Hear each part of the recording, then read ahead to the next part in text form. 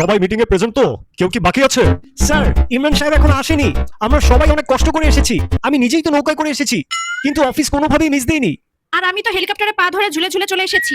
Sir, আমি তো ড্রোনে ঝুলে ঝুলে অফিসের ছাদে ল্যান্ড করেছি। আমি তো ঈগল পাখির পা ধরে ঝুলে ঝুলে অফিসে চলে এসেছি। সবাই চলে এসেছে, শুধু ইমরান সাহেব অফিসে আসেনি।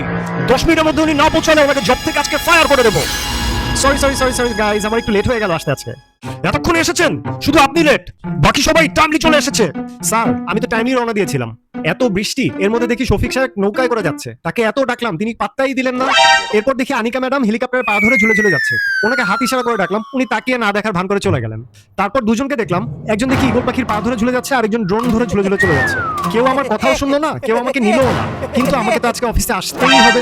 আর তাই সামরিক বাহিনীকে অনেক রিকোয়েস্ট করে তাদের থেকে সাবমেরিনে চড়ে অফিসে এসেছি আজকে। আরে বাবা, তাই নাকি? তাই নাকি? সালা